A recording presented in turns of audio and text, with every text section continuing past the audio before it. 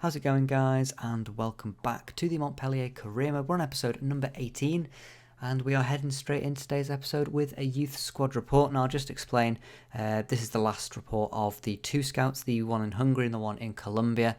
Now, I completely forgot to resend them out until the next month when I got the email for the other scout, and I didn't see the other two, and I realised I hadn't sent a scout out. So, my apologies for that. We'll just say that maybe they went on holiday for a month. I gave them the month off because they found me such amazing players. I think the Hungary scout actually found us some really good players. Colombia, maybe one good player. So let's give them a month off. Let's say that and ignore the fact that I was just being a bit of an idiot. We head into today's episode with three big games. One in the Europa League, which is we cannot lose. That's matter of fact, up against Rangers. If we lose that game, we have a very high chance of getting knocked out of the group stage of the Europa League. And the other two, derby match against Nimes, we obviously want to win that one, and a top of the table clash against Monaco. That is, if we want to, maybe go for a title challenge this season, very unlikely and unrealistic. But if we want that title challenge, we have to win that one, really, to show Monaco that we're there and challenging with them too. Heading into the first game, though, it was the Rangers game, and this, as I said, was a pretty crucial game. And they've got a very strong squad, as they did in the previous game that we played against them at the Ibrox.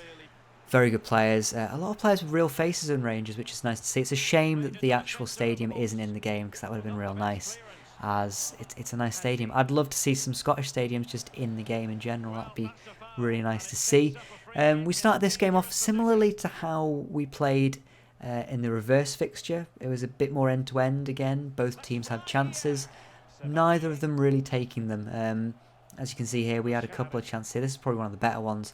Nice 1-2 here, and it's just some nice play between our players. Troy Parrott and Tiste were the ones starting up front in this game, because I just thought they did the job against Rapid Vienna. I'll give them the chance at home against Rangers, and they just weren't really, they weren't clinical, and they weren't really good at matching up together. So I think in the future they probably are not players until Troy Parrott gets a little bit quicker. I just think they're not players that work well together. They're very similar in the sense that they're not exactly quick, and that's all they've got to their game. They've just got a good shot, probably about it. They're not very creative going forward, so probably need to partner both of them with maybe a Delors, maybe Laborde, or just a faster striker, maybe Caruso, when he gets a little bit more high rated and more consistent with his performances, and when he's just a better player in general. I feel like I want to start him. We did go down here. I was just waffling over the goal that Rangers got. It was a really nice goal from them. They kicked off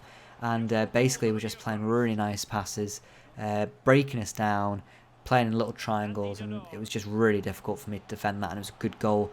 I think it was Yanis Hadji that gets the goal. We did go ahead and equalise, and I would say this was against the run of play. They really were playing some good football in this second half, and Troy Parrott picks up a rare goal for us. He hasn't scored an awful lot, and I'm a little bit worried about that. However, he hasn't had an awful lot of game time to prove it, and a lot of his chances have been off the bench, so I'm not worried massively about it. It's just, if I want to be seeing him as our backup or even our rotation striker, he needs to really start putting in a few more performances. A bit more similar to this, where he actually just scores in a game, maybe where we didn't get too many chances, which he did. So maybe this is the sign of things to come. He's going to start scoring a few more goals. As you can see there, Yanis Hadji gets man of the match for scoring the goal that probably should have won the game, to be honest. We didn't have an awful lot of chances in this one, and I think Rangers were rather unlucky not to pick up the win here. But we do go ahead and pick up a point, and it does just about keep us in the Europa League. We are now third still in the competition, and getting out of this group looks more difficult every game. If we've got the next game against Rapid Vienna, which we have to win. A draw even isn't enough, because if we draw that, Sparta Prague, even if we beat them, it may not be in our hands that we can actually even get through in this group. So a little bit worrying. We have to ensure we get a good result there, but that'll be in the next episode.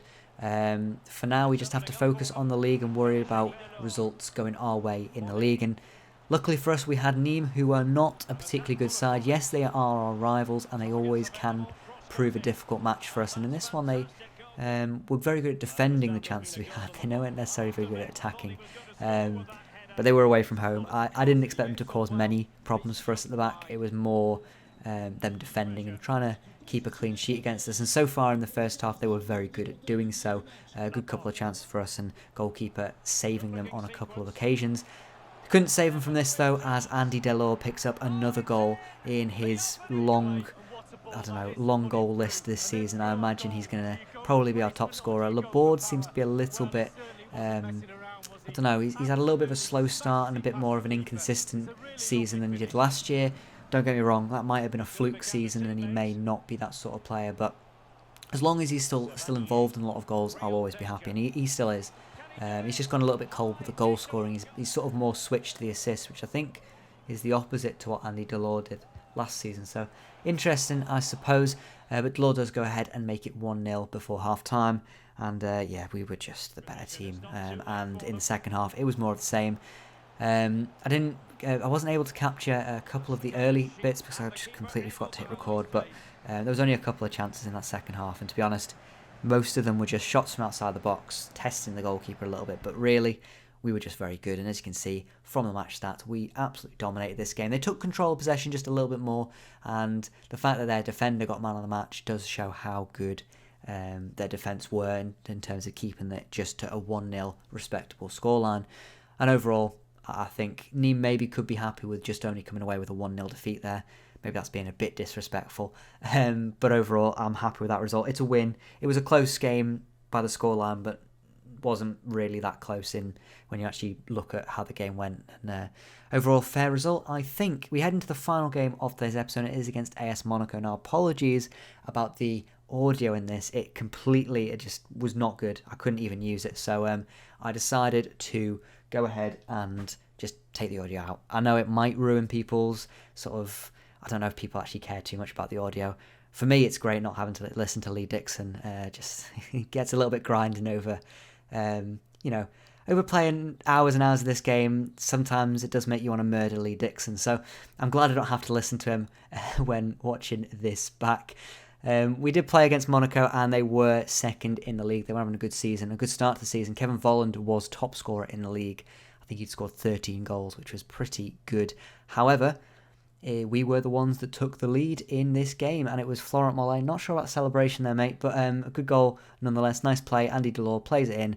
No chance for Lecomte in goal, and it was 1-0 in the first half. We got another chance here as Suke was played in behind, and this is the real strength of our formation, I would say, and our tactic is those two wing backs. Obviously, Suke has been pretty good last season, and he's started the season off relatively well. He knows he's got other players to watch out for that can take over his position.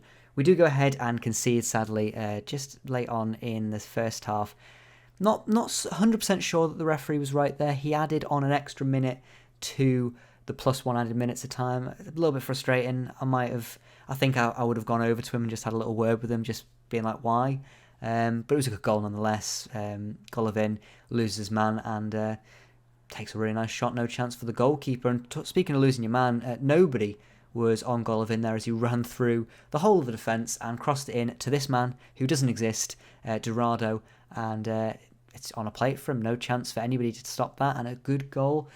And it meant that Monaco took the lead. Now, this man, Rosberto Dorado, I did actually look it up on FIFA. I believe he's from the Brazilian leagues, and he's one of the no-faced. He's like a non-licensed player. He's 81 rated in game. I think he's got a really good potential of like 85 or 86.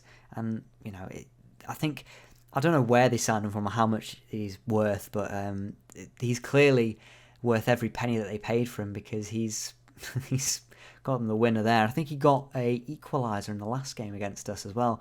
He seems to be my bogey player with Monaco. I don't know what it is about him, but disappointing defeat there against them. We weren't particularly great, but I don't think we were deserving of the loss. I think we played relatively well, and luckily for us, it doesn't mean too much in the league overall. We still sit third, 2 points above Lille, and 3 points above Marseille in fifth. So overall, I'm quite happy with where we are. We're still ahead of some teams, and we're looking pretty strong.